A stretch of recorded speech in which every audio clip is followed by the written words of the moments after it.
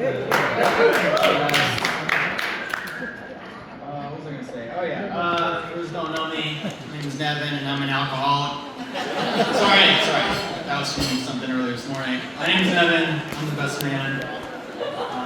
Nolan, I'm honored that you chose me for this moment. Nolan, the choice of the green jacket, so I was kind of thinking you were manifesting yourself winning the Masters tournament. But, you know, looks nice. Also, Tommy wanted me to tell you that you do still suck at golf. You look radiant tonight. Obviously beautiful. I want to thank you guys' tireless efforts for making this night come true and the support from the families.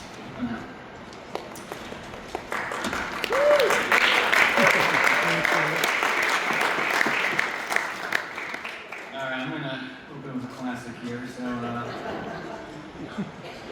they say you should never meet your heroes. When Nolan met me back in...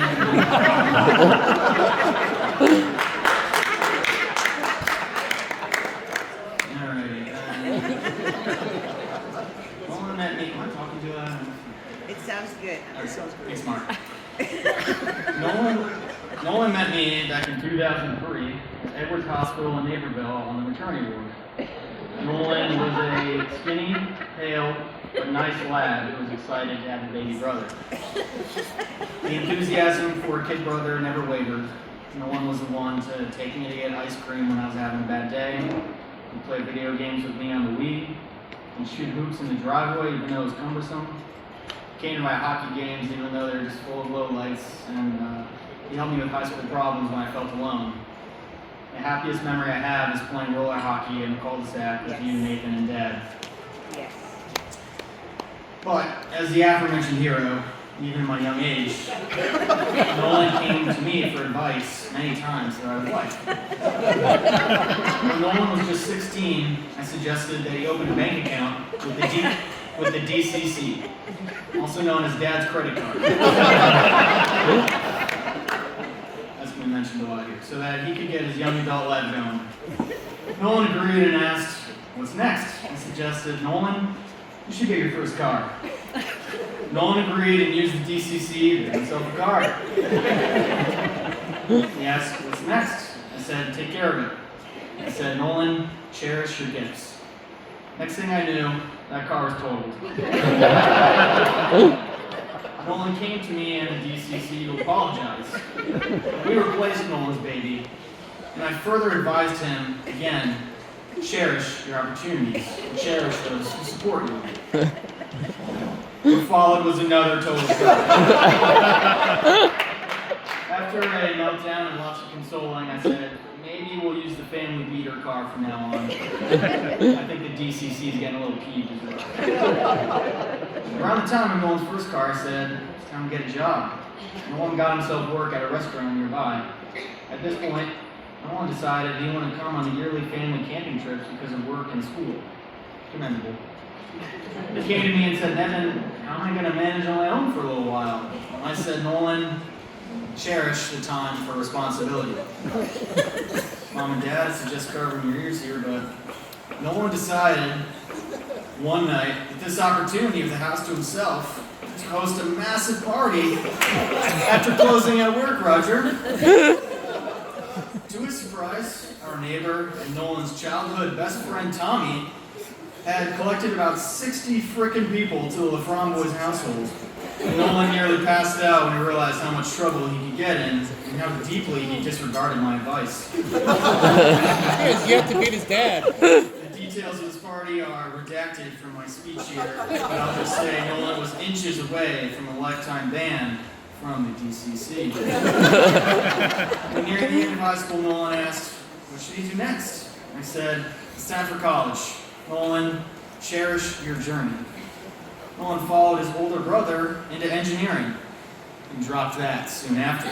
At a point of desperation, he asked, "What now, Nevyn?" I said, "Nolan, listen to your gut. Choose something you love." He leaned into his exercise background and experience working at a GNC 3 separate times to pursue the degree in kinesiology.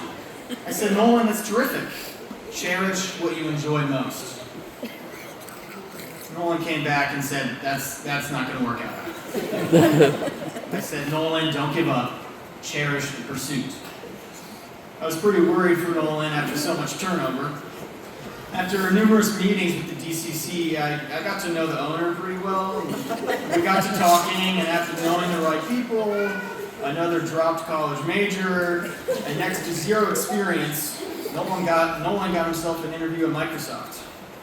Yay. When asked about led mission trips with church group and point of sales technician at GNC on his resume, Nolan cobbled something together about leadership and networking and computers, and next thing you know, he got himself the job.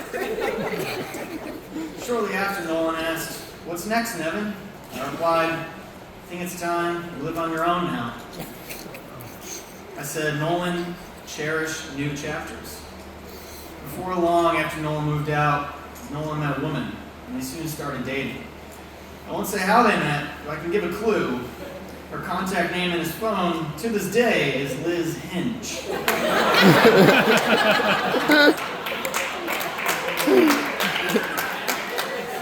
And after introducing her to the family, Nolan asked, "Well, what do you think?" I replied, "Nolan, I don't know her that well, I just met her. You know, maybe date around, keep your options open. You've had shaky relationships in the past. Don't jump into anything." And Nolan again disregarded my advice.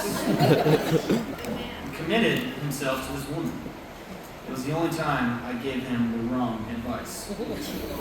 And while Nolan deviated from my superficial guidance, he took to heart the actual lesson I was trying to give all this time: to cherish something.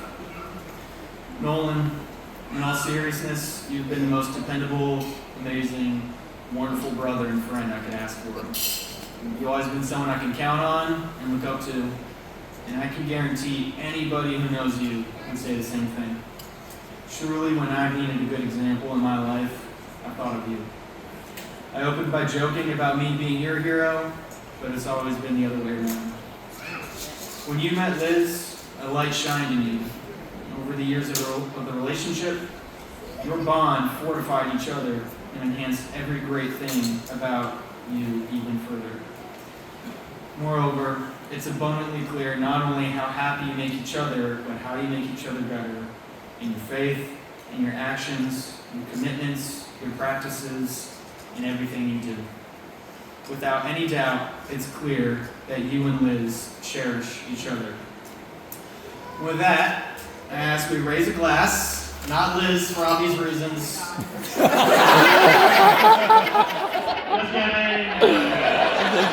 Alrighty. I say we toast, don't have a drink, but we toast to cherishing.